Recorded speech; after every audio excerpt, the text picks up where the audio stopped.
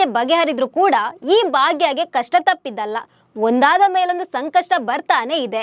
ತಾಂಡವನ ಬಿಟ್ಟು ಬಂದ ಭಾಗ್ಯ ಈಗ ಹೇಗೋ ಜೀವನ ಕಟ್ಟಿಕೊಳ್ತಿದ್ದಾಳೆ. ಇದೀಗ ಪೂಜಾಗೆ ಮದ್ವೆ ಮಾಡಿಸಲು ಮುಂದಾಗಿದ್ದಾಳೆ. ಆದ್ರೆ ಇಲ್ಲೂ ಕೂಡ ಭಾಗ್ಯಗೆ ಸಂಕಷ್ಟ ತಪ್ಪಿಲ್ಲ. ಪೂಜಾ ಮದ್ವೆ ನಿಲ್ಲಿಸಲು ಕುತಂತ್ರಿಗಳು ಒಂದಾದ ಮೇಲೊಂದು ಪ್ಲಾನ್ ಮಾಡಿದ್ದಾರೆ. ಇದೀಗ ಭಾಗ್ಯಗೆ ಕಾಟ ಕೊಡಲು ಮತ್ತೊಬ್ಬನನ್ನ ಕರೆಸಿದ್ದಾಳೆ ಕನ್ನಿಕಾ. ಹಾಗಾದ್ರೆ ಭಾಗ್ಯ ಲೈಫ್ಗೆ ಟರ್ನಿಂಗ್ ಪಾಯಿಂಟ್ ಸಿಗುತ್ತಾ? ಕಾಟ ಕೊಡಲು ಬಂದವನನ್ನೇ ಭಾಗ್ಯ ಮದ್ವೆ ಆಗ್ತಾಳಾ? ಈ ಬಗ್ಗೆ ಹೇಳ್ತೀನಿ. ನಾನು ಶ್ವೇತಾ. ನೀವು ಸುದ್ದಿಯಾನದ ಸಬ್ಸ್ಕ್ರೈಬರ್ ಆಗೋದಕ್ಕೆ ಮರಿಬೇಡಿ.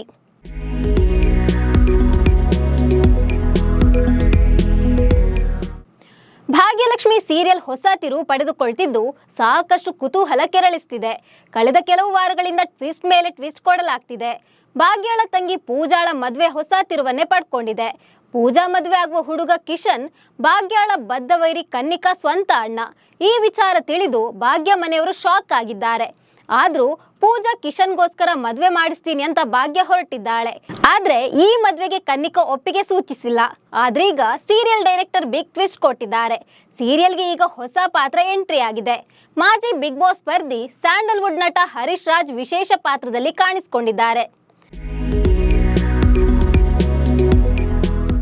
ಹೌದು, ಪೂಜಾ ಕಿಶನ್ ಮದ್ವೆ ಮಾತುಕತೆ ಮಾಡಲು ಭಾಗ್ಯ ಮತ್ತು ಆಕೆಯ ಮನೆಯವರು ಕನ್ನಿಕಾ ಮನೆಗೆ ಬಂದಿದ್ದಾರೆ.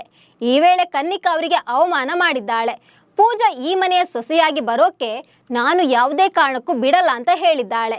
ಕನ್ನಿಕಾ ಮಾತುಗಳಿಂದ ಕೆರಳುವ ಪೂಜಾ, ನೀನೇನು ಹೇಳೋದು, ನನ್ನ ಕಾಲಿನ ಧೂಳು ಕೂಡ ಈ ಮನೆಯನ್ನ ಸೋಕಲ್ಲ ಅಂತ ಹೇಳ್ತಾಳೆ. ನಿನ್ನಂತ ಮನೆ ಹಾಳಿ ಇರುವ ಮನೆಗೆ ನಾನು ಬರಲ್ಲ ಅಂತ ಪೂಜಾ ಹೇಳಿದ್ದಾಳೆ.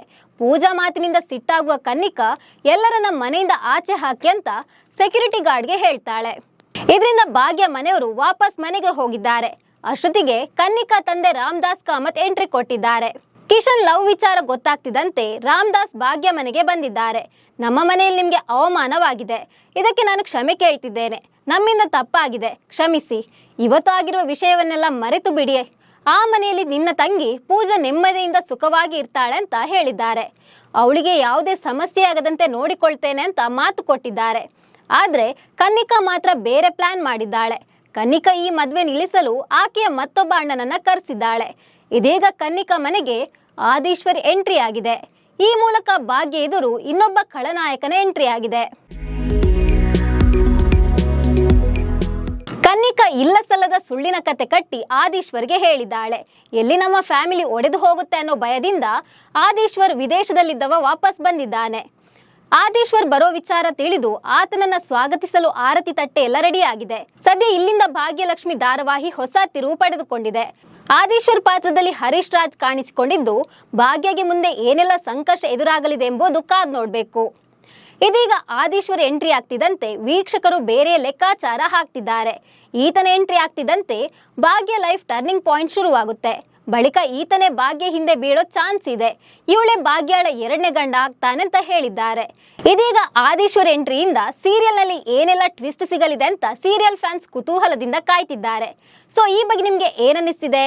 ಆದೀಶ್ವರ್ ಎಂಟ್ರಿಯಿಂದ ಭಾಗ್ಯ ಲೈಫ್ ನಲ್ಲಿ ಏನೆಲ್ಲ ಬದಲಾವಣೆ ಆಗ್ಬೋದು ಅಂತ ಕಾಮೆಂಟ್ ಮಾಡಿ. ನಮಸ್ಕಾರ.